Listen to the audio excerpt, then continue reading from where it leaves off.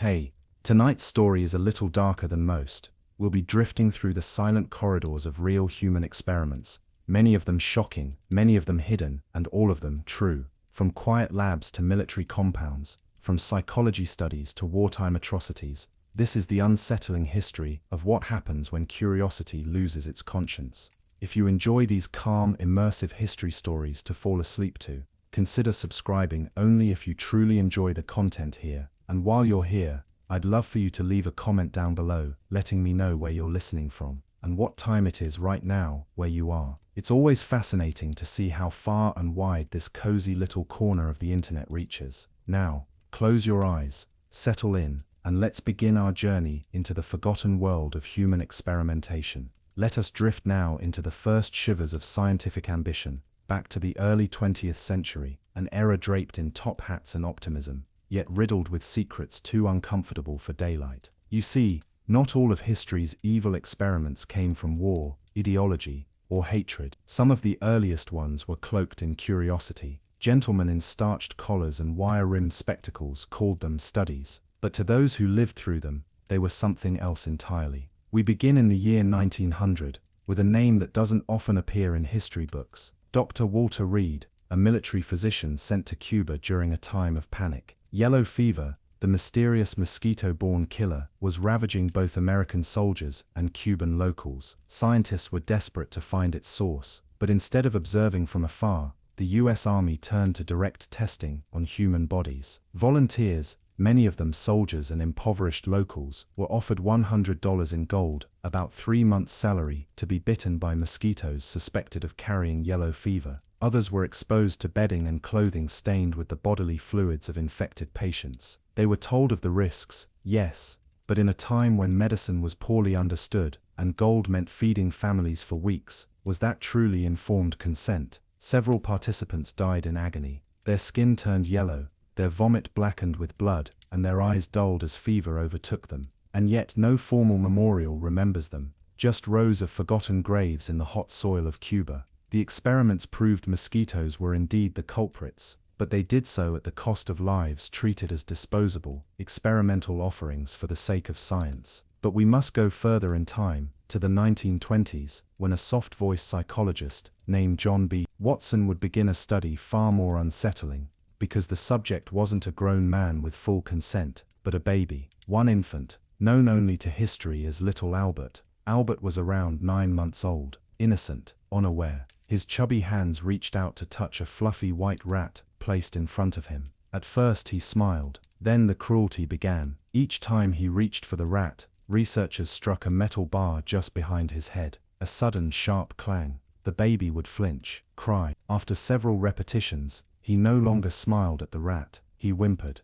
and then he screamed. He had been trained, through fear. The rat, once an object of joy, now symbolized trauma. But the damage didn't stop there. Soon Albert began to fear all white, furry things, rabbits, a dog, even a Santa Claus mask. In mere days, a happy baby was transformed into a child with deeply ingrained phobias, created on purpose. What happened to Albert afterward? No one knows for sure. Watson and his assistant ended the experiment and simply walked away. Some say the boy grew up unaware of the trauma planted inside him. Others whisper that he died young from an unrelated illness. Regardless, no one helped him unlearn that fear. He had been a blank slate and was written on like paper, then discarded. But these early 20th century experiments were not isolated flukes. They were warning signs, soft foreshadows of a dark future to come. Because once scientists realized just how pliable the human mind and body were, some began to push further,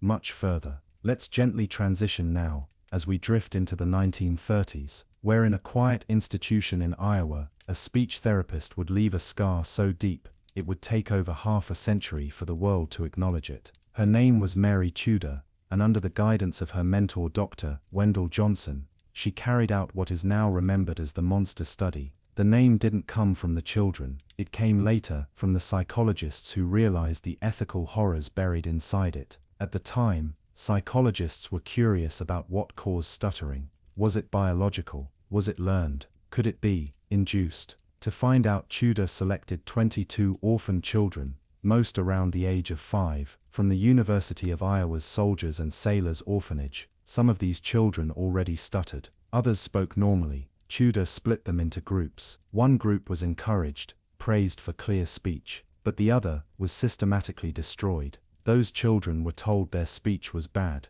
that they stuttered, even if they didn't. Teachers interrupted them, scolded them, made them feel ashamed of every syllable. You must learn to speak properly, they were told. You sound broken, people are laughing at you. And over time the damage took root. Children who had never stuttered before began to hesitate, to fumble, to speak in whispers, or to stop speaking altogether. Their confidence shattered like glass. They weren't informed, they didn't agree, they were orphans, voiceless in every sense of the word. The study remained hidden for decades. It wasn't until the early 2000s that surviving participants spoke out. Many had suffered anxiety, low self-esteem, and lifelong speech issues. In a rare act of justice, the state of Iowa eventually paid them hundreds of thousands of dollars in compensation, but it was never enough to undo the damage. And so, dear listener, we begin to see a pattern: quiet, cruel, methodical, a soft descent into darkness, where the body, the mind, even a child's voice, could be tested, broken, and thrown aside in the name of progress. In the next chapter, we'll descend further into the institutional corridors of mid-century prisons, psychiatric hospitals, and secret government programs. The shadows grow longer from here. Let your breath slow, let the quiet deepen, and as the candles of early science flicker out, prepare yourself for the darker fire to come. If Chapter 1 was a whisper, a subtle shiver across the surface, then Chapter 2 is the echo that follows. The cold realization that once curiosity is no longer tempered by conscience, it begins to hunger for control. In this chapter, we drift into the era where experimentation moved away from silent rooms and notebooks, and stepped into prisons, hospitals, and even living rooms, where the subjects weren't always the weak or voiceless, but sometimes everyday people like you, like me, unknowing, compliant, and tragically obedient. It's the 1960s now, and somewhere in a quiet lab at Yale University, a young professor named Stanley Milgram has begun to wonder about obedience. The world has just emerged from the shadow of Nazi atrocities. At the Nuremberg trials, countless war criminals claimed, "I was only following orders." Milgram, like many, asked, could anyone do evil if told to by authority? He devised an experiment, one that seemed harmless at first. Volunteers were told they would participate in a study on memory and learning. They were assigned the role of a teacher and guided into a room where they saw a man, the learner, strapped to a chair in another room, connected to wires. The teacher read questions out loud, and for every wrong answer, they were instructed to administer an electric shock, 15 volts, then 30, then 45.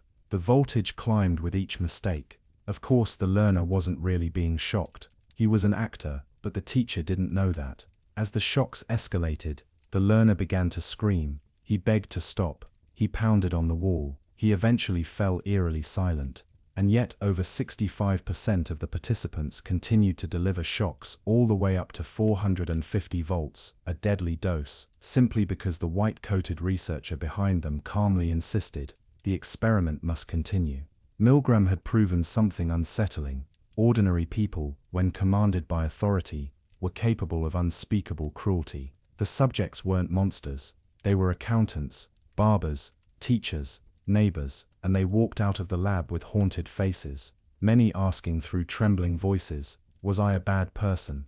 Milgram's work sparked outrage and fascination, and yet his was not the most disturbing experiment of its time. Let us float gently from Yale to Stanford University, 1 decade later. In 1971, psychology professor Philip Zimbardo set out to examine the effects of power in an artificial prison environment. He would call it a simulation, but what unfolded was anything but pretend. 24 young male college students were selected. All were mentally and physically healthy. They were randomly assigned roles, half as guards, half as prisoners. The basement of Stanford's psychology department was converted into a mock prison, complete with barred cells, surveillance cameras and uniforms. On the first day it was awkward. Some guards laughed nervously. Prisoners joked about their roles. By day 2, things began to shift. Guards started asserting dominance. They made prisoners do push-ups, then jumping jacks, then humiliating tasks. By day 3, prisoners were being woken at random hours, deprived of sleep, stripped naked, and forced to clean toilets with their bare hands. One prisoner suffered a breakdown so severe he screamed through the night, curled into a ball, sobbing uncontrollably. Zimbardo himself, cast as the prison superintendent, watched silently, justifying the behavior as part of the experiment. He was no longer observing, it seemed he too had become absorbed into the role-play. By day 6, the experiment, intended to last 2 weeks, was shut down, not by the researchers, but by Zimbardo's then-girlfriend, a fellow psychologist, who walked into the mock prison, looked around in horror, and said, "What you're doing to these boys is terrible." 24 students, 6 days, and yet, the line between acting and actual cruelty had vanished. It was never really a game. Power had revealed something raw, something ancient. Given authority, some people lose compassion, others lose themselves. But while the Stanford prison experiment was disturbing, it at least involved consent, however flawed. In the next shadows we explore, that luxury disappears entirely. As we move through the 1950s and 60s, we stumble into the cold, fluorescent-lit halls of MK Ultra, the CIA's most infamous and most secret mind control project. Imagine a room with no windows. A man sits in a chair, sipping a drink. He's told it's a normal cocktail. But within moments, he begins to hallucinate. The walls twist, his hands melt, time fractures. He has no idea that his drink was laced with LSD, a powerful psychedelic drug still in its early stages of experimentation. The man screams, and behind a one-way mirror, CIA operatives scribble notes. This happened not once, but hundreds of times. Project MK Ultra was a sprawling web of secret experiments on American and Canadian citizens, many of whom were never informed or consented. The CIA wanted to discover whether drugs, hypnosis, isolation, or torture could reprogram the human mind. Some test subjects were prisoners, others were psychiatric patients. Still more were everyday people lured into treatment centers with vague promises of therapy or employment. In one infamous case, a man named Frank Olson, a government scientist himself, was dosed with LSD without his knowledge. 9 days later he jumped, or was pushed, from a hotel window in New York. The CIA called it suicide.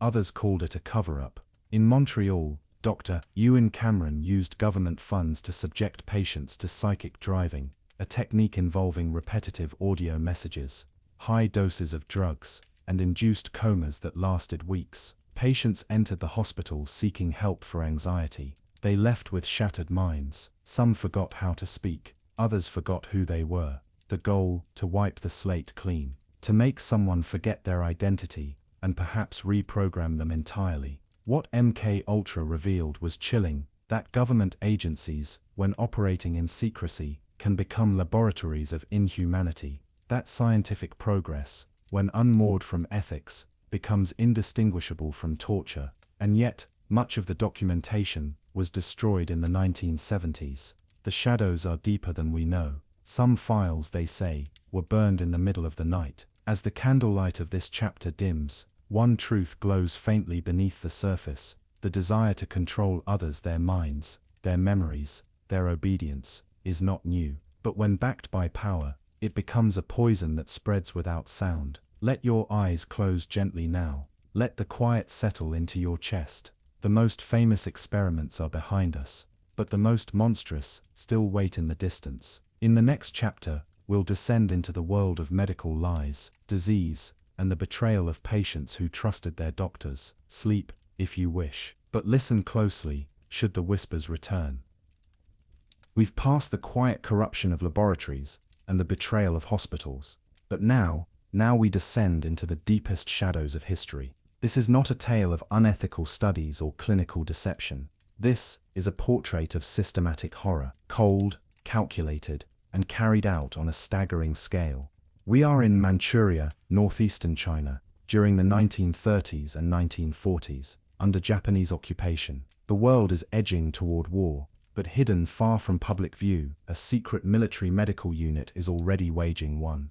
Its name is spoken in a whisper by historians: Unit 731. To the outside world, Unit 731 was a water purification facility run by the Imperial Japanese Army. But inside, past the fences, past the watchtowers, there existed a massive complex stretching over 6 square kilometers. It had labs, crematoriums, barracks, operating theaters, and cages.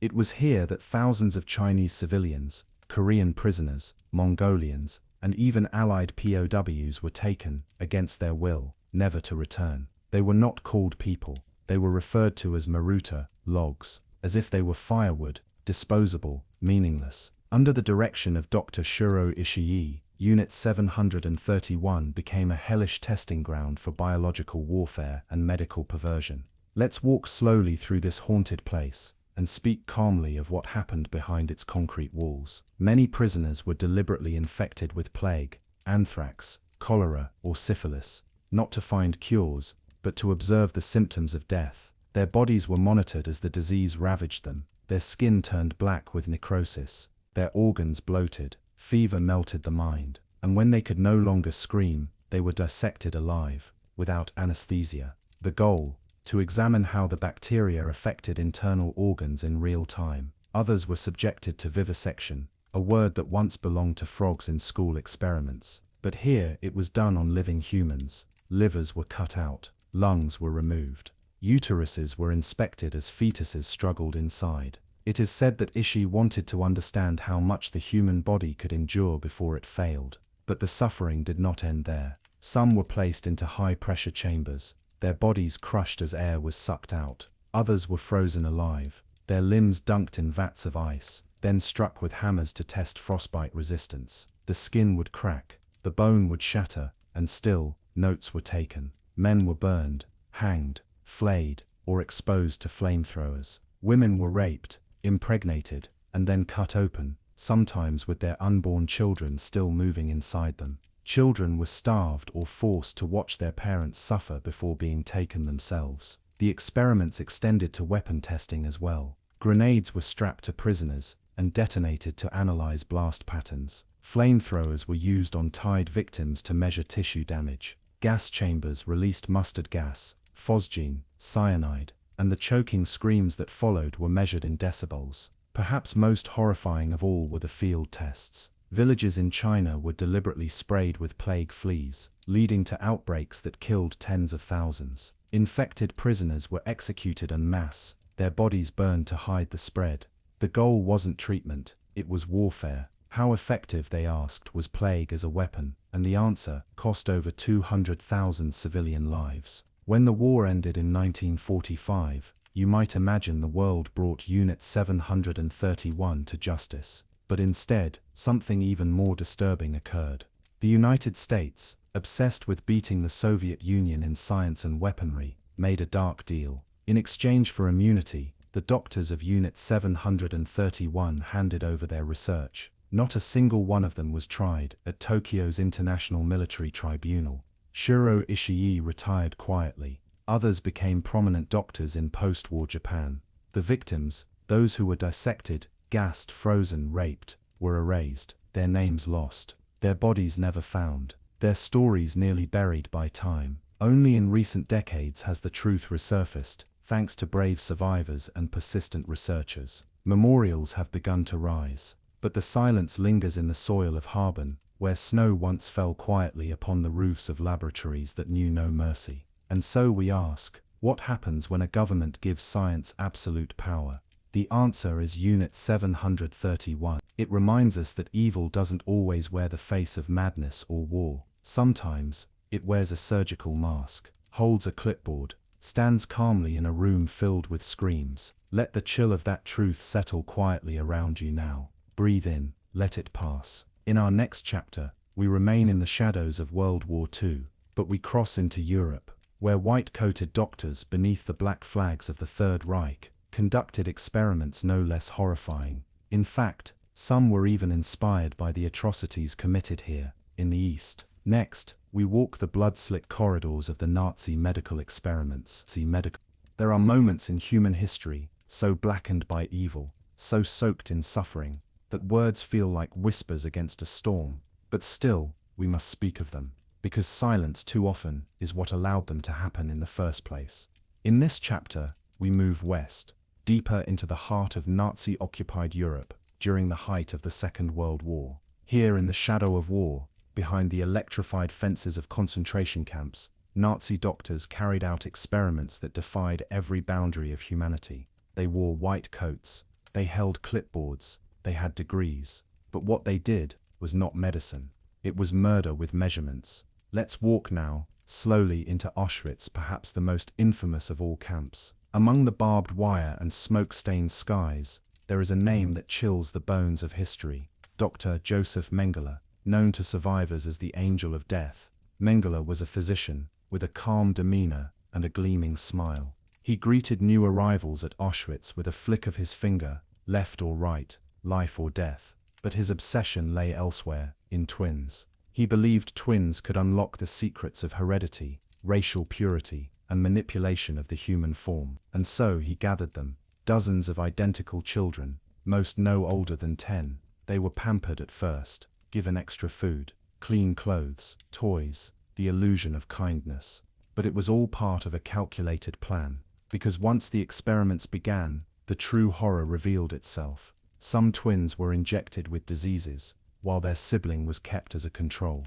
If one died, the other was killed moments later, so both could be dissected and compared. Others were stitched together to create artificial conjoined twins, their veins sewn, their bones fractured to align. Mengele injected chemicals into children's eyes, to test if he could artificially change eye color. The children cried as their corneas burned, their vision blurred forever. Girls were subjected to sterilization, their wombs destroyed with radiation and chemicals. And when they were no longer useful, Mengele himself would end their lives, sometimes with poison, sometimes with a bullet. And then, he took notes. But Mengele was not alone. The entire Nazi medical apparatus was riddled with experiments carried out in the name of the Third Reich. In the Dachau concentration camp, prisoners were forced into ice baths, sometimes for hours, to simulate the freezing temperatures that German pilots faced when shot down over the North Sea. Naked and trembling, the prisoners begged for mercy, as their bodies convulsed from hypothermia. Many died. Others suffered permanent brain damage. Doctors recorded it all: pulse rates, shivering durations, the moment of cardiac arrest. Some were revived, only to be frozen again. Other Dachau prisoners were placed in low-pressure chambers, replicating high-altitude flight. They screamed for air, clawed at walls, lost consciousness, and died with blood seeping from their eyes, ears and mouths. It was all measured, all recorded. None of it stopped. At Ravensbrück, a camp primarily for women, Nazi doctors performed bone transplantation experiments. They removed sections of bone and muscle from healthy women and grafted them onto others, often without anesthesia.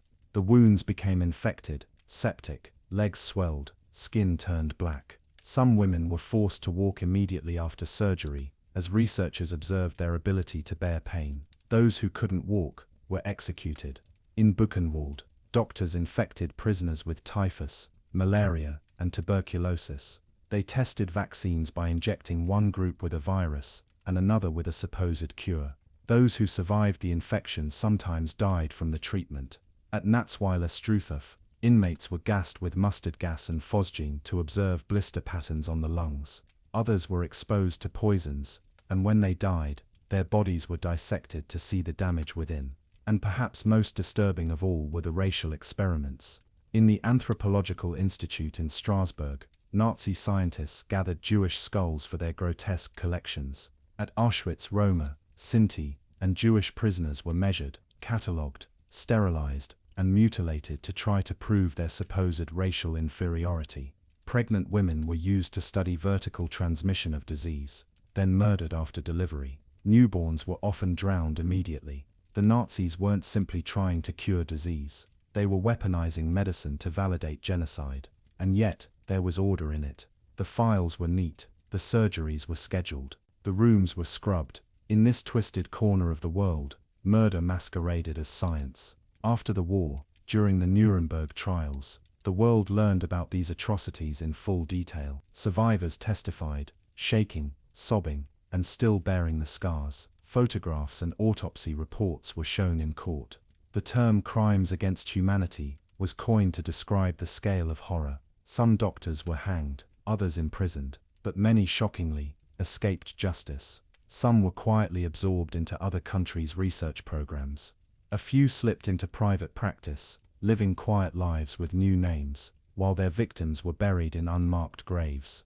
And so we are left with a truth more haunting than any scream, that the hands trained to heal can also learn to harm, that the minds built to save lives can be twisted into tools of suffering when ideology outweighs ethics. Let that settle gently now, in the quiet of your room, in the slow rhythm of your breath.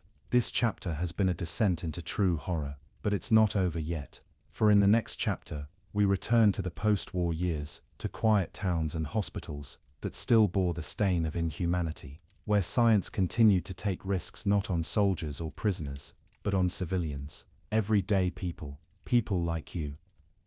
As the echoes of war faded, and the world tried to rebuild its conscience, you might assume that the age of cruel human experimentation had ended, but it hadn't.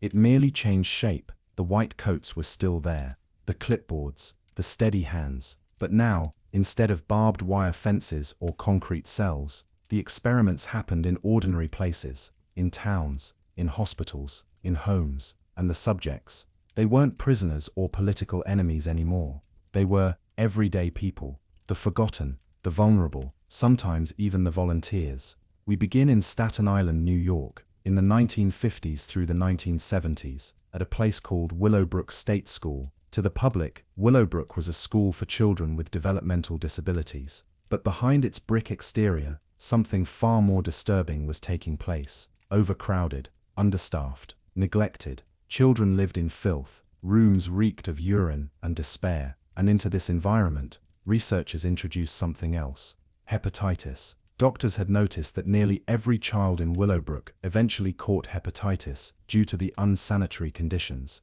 So, rather than prevent it, they decided to study it. Researchers began deliberately infecting children with hepatitis, feeding them milkshakes laced with fecal matter from infected patients. Others were injected with the virus directly. They wanted to test how the disease spread and how the body responded. Some children got sick, others suffered liver failure. Parents were told their children were receiving special care. Many signed consent forms without realizing what they had agreed to. Some were even pressured, told that only by agreeing to the study could their child receive a spot in the overcrowded institution. The ethics were questioned even at the time, but it continued for decades. The children, already among society's most vulnerable, had become test subjects, their pain documented, graphed, filed away.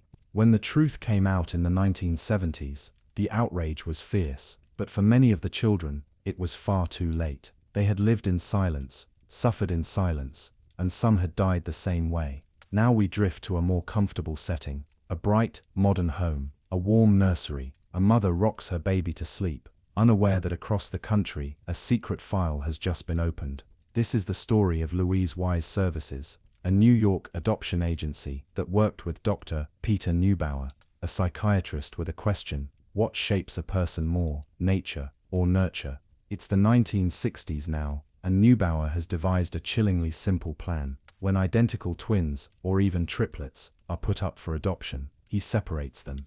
Each child is placed in a different home. Their adoptive families aren't told that the child has a sibling, and the siblings grow up, never knowing the other exists. Then as the children grow, they're visited regularly by researchers conducting developmental assessments. They're videotaped, interviewed, watched, every movement, every behavior, every emotional reaction, documented. The goal: to see how these genetically identical children differ based on upbringing, how their lives unfold without one another, how they change when the other is missing. The children themselves had no idea. It was only decades later, by pure accident, that some of them began to find each other. Most famously, a set of triplets discovered their shared identity when two of them met at college. The reunion was joyful, at first. Then they realized how manipulated they had been. Each had suffered in similar ways: mental health struggles, a deep, unexplainable emptiness. And now, the horror of realizing it had all been part of a decades-long secret study.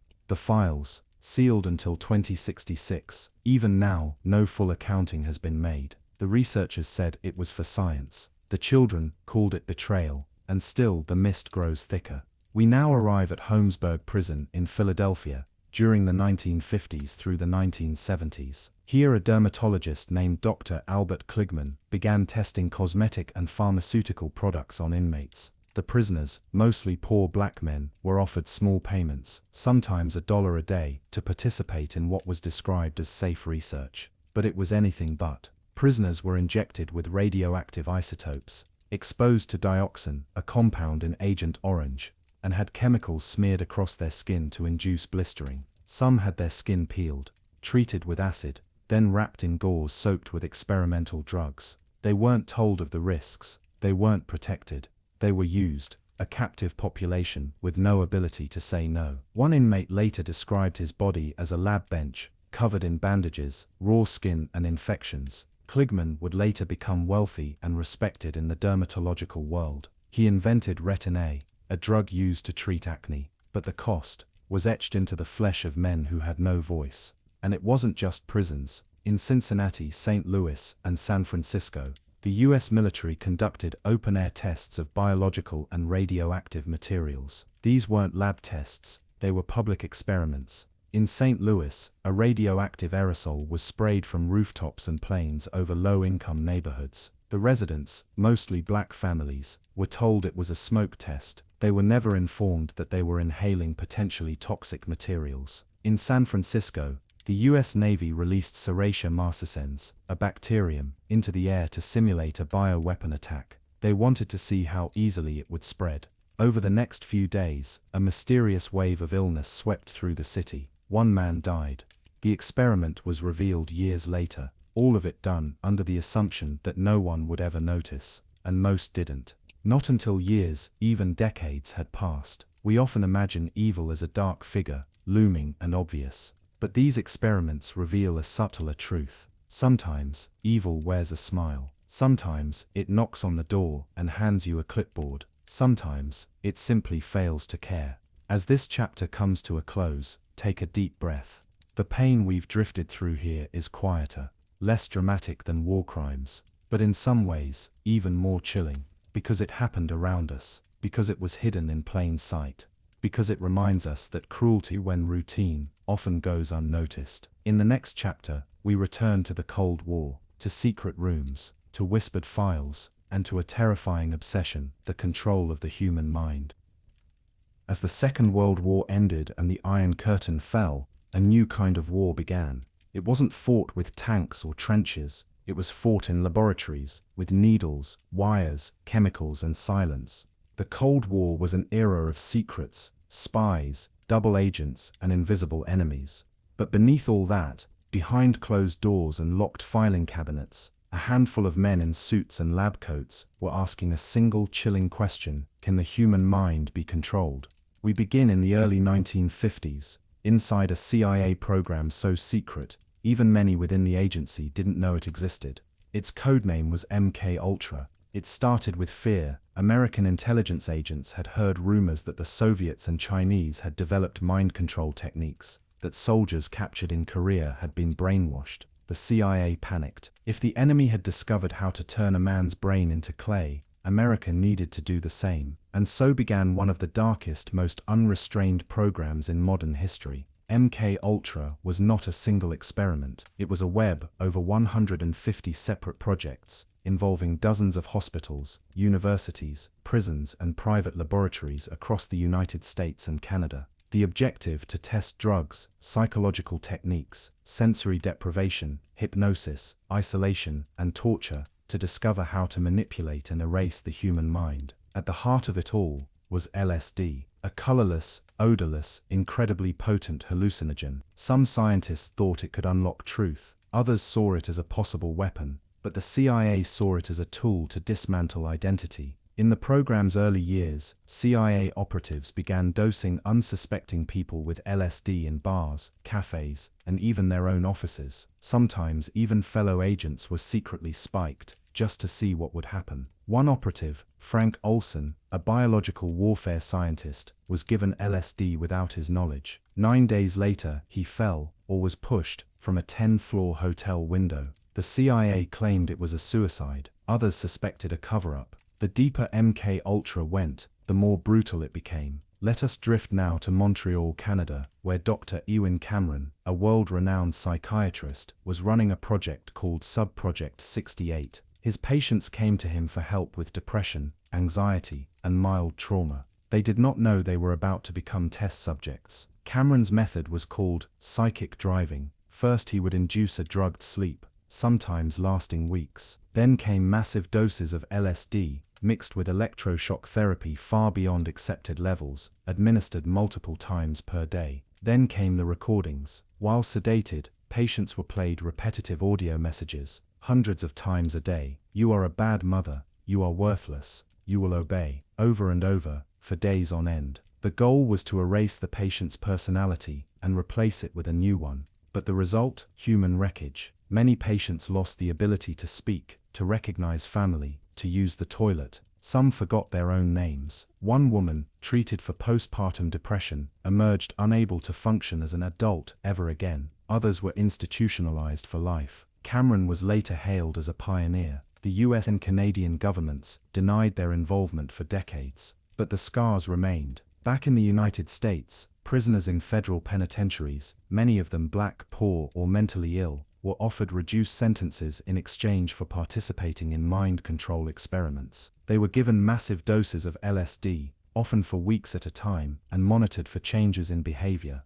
In some cases, they were put in sensory isolation tanks, pitch black, soundless rooms where no light or noise could enter. Inside, a person's sense of time, space, and self begins to unravel. Combine this with LSD, and the result was often permanent psychosis. Then there were the brothels. In San Francisco, under a CIA operation nicknamed Operation Midnight Climax, the agency set up fake apartments staffed by prostitutes. Unwitting men were lured in, given LSD-laced drinks, and observed through two-way mirrors. The agents watched their reactions while eating snacks, taking notes as if it were a theater. They wanted to see if the drug would make people talk, confess, break down, become controllable. Most never knew they had been drugged. By the 1970s, public outrage was rising. A New York Times article exposed the program. Congressional hearings followed. MK Ultra was officially shut down, but most of the records had already been destroyed.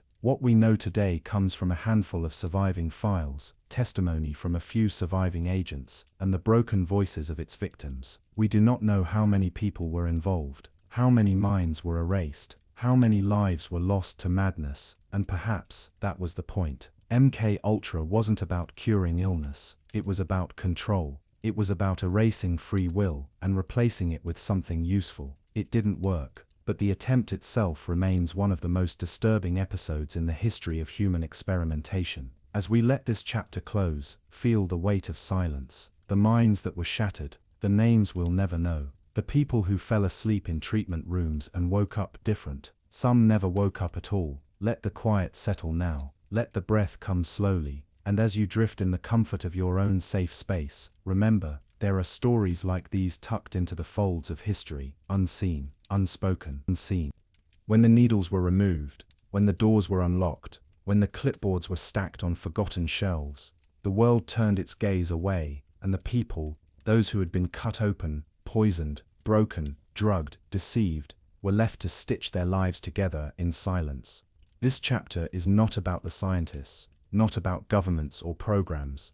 It is about the survivors, those who lived through the experiments and then had to live with them. Let us drift, gently, into the shadows they walked. Imagine a man named Freddie Lee Tyson, a participant in the Tuskegee syphilis study. He lived for years thinking he was being treated for bad blood, but no one told him he had syphilis. No one gave him penicillin. He eventually lost most of his teeth. His memory faded. When the study was finally exposed, all he could say was, "We was lied to, that's what we know." Many survivors of Tuskegee received letters, apologies, a government settlement. But how do you heal a body that was quietly allowed to decay? How do you reclaim the dignity that was traded for a file number? Some men refused treatment even after the truth came out, because they no longer trusted any doctor. The betrayal had sunk too deep. In Canada, survivors of the Allen Memorial Institute's psychic driving program in Montreal were left with gaping holes in their memories. One woman who checked in for mild postpartum depression later forgot the names of her children. She forgot how to cook, how to write, how to trust her own mind. Some tried to sue, many were denied. They were told there was no proof, that the records had been destroyed, that the science was experimental. Legal language buried their pain under policy. And then there were the children of Willowbrook. Many never learned they had been part of a hepatitis study. They simply grew up with chronic health problems. Some with lasting liver damage, others with immune system failures. Some couldn't speak clearly. Others were moved into adult care institutions, unable to explain what had been done to them. Their families carried the guilt. "I signed the paper," one mother said. "I thought I was helping my child. I didn't know." Prisoners from Holmesburg, injected with radioactive isotopes and blistering chemicals, were released years later. Most were given no follow-up care. Many suffered skin cancers, chronic infections, and nerve damage, but few had medical records to prove the connection. And even if they did, who listens to a man with a criminal record? The law had used them. The public had forgotten them. And still their bodies carried the experiments like tattoos. Some victims never knew they had been victims at all. People in San Francisco who fell mysteriously ill after the 1950s biological tests. People who died from rare infections were never told the government had sprayed bacteria from ships off the coast. No one knocked on their doors. No one offered compensation. Their names live only in footnotes and court cases. Then there are the twins, separated at birth for the Neubauer nature versus nurture study. Many reunited as adults, joyful, shocked, grieving. The pain was invisible, but overwhelming. One pair of brothers broke down during their first television interview. "I've missed everything," one said. "Every birthday, every fight, every laugh." Some triplets would later fall into depression. One would take his own life. The others searched for answers, only to find the records sealed until 2066. They were experiments who had grown into men. But the questions never stopped. Who were we, without each other? And yet, in the quiet ruins of these stories, something else flickered too. Courage. Some survivors came forward. They testified. They demanded apologies. They made the world uncomfortable by refusing to stay silent. In their pain they carved out change. They helped pass laws about informed consent. They created ethics boards. They forced governments to look inward and ask, "Are we doing this again?" Some became educators. Others simply told their children, "Don't let them forget," because the truth is the worst thing done to these people wasn't just the experiment. It was being told, explicitly or implicitly, that what happened to them didn't matter. So as we prepare to close this journey, let us remember, the aftermath was not a courtroom. It was a hospital room, a lonely kitchen, a mind full of fog, a file that never got opened again. The real price of these experiments was not just in data collected, but in lives that never felt whole again. The science may have moved on, but the people, real people, had to live in the aftermath, every day, in silence. Let that stay with you, gently. Let it settle into the corners of your memory, because remembering is, in itself, an act of dignity. And so we arrive at the end of the corridor. The halls behind us echo with footsteps, whispered instructions, locked doors, forgotten names. You've heard the experiments. You've heard the silence that followed. You've walked the same slow path through shame and sorrow, and now we sit together in the stillness. It is time not to forget, but to reflect, because the worst part of these stories is not only that they happened, it's that many of them were allowed to happen, and worse still, that some were never fully condemned. We ask ourselves now, in this final moment of calm, what did the world learn from all of this? The answer is complex, unfinished, uncomfortable. After the horrors of Nazi medicine were laid bare at Nuremberg, the world tried to make things right. A new code of ethics was written, the Nuremberg Code. It stated clearly, human experimentation must be voluntary, informed, and consensual. It must seek to do good and cause no unnecessary harm.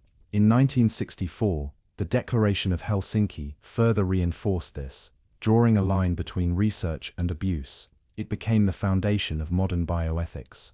Later came institutional review boards, ethics committees, patient advocacy groups, all designed to prevent scientists from becoming something else entirely. But paper doesn't bleed, laws don't feel fear, and history, has shown us that rules are not always followed, especially when money, politics, or power are involved.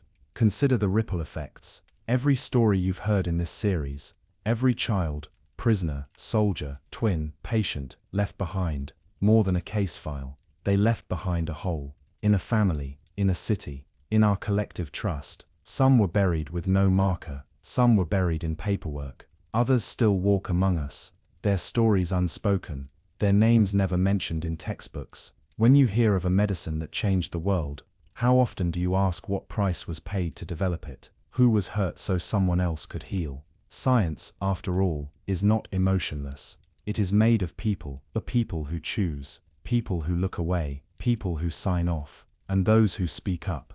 There is no doubt that medicine today is safer than it once was. There is consent, oversight, education. But is it ethical that new drugs are still tested disproportionately on the poor? That clinical trials are more common in developing countries where regulation is thin? That people desperate for money often volunteer for tests they barely understand?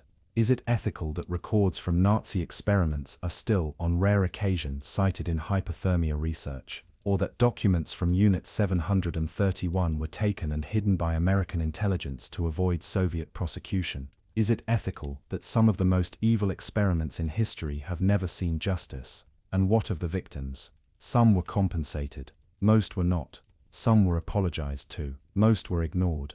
Their stories weren't always passed down, not because they weren't remembered, but because they were too painful to say aloud. What do you tell a child? That their grandmother was drugged in a hospital, that their uncle was frozen in a tank, that a family name exists in a footnote of a government file that no one will ever read?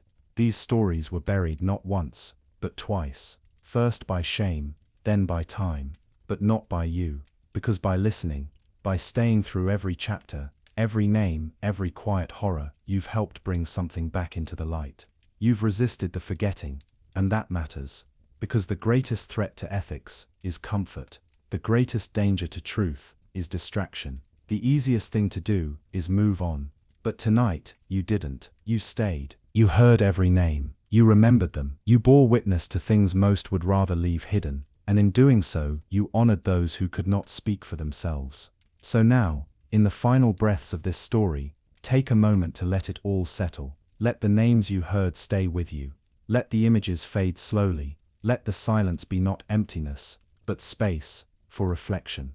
If nothing else, let these stories remind you that progress is not a straight line, that science must be guarded by conscience, that ethics are not just documents, but decisions, and that the difference between a healer and a torturer is not a degree, it's a choice. Sleep now if you can, but sleep knowing that remembering matters, that truth, even whispered, can echo louder than silence. And that sometimes the most powerful thing we can do is to refuse to look away,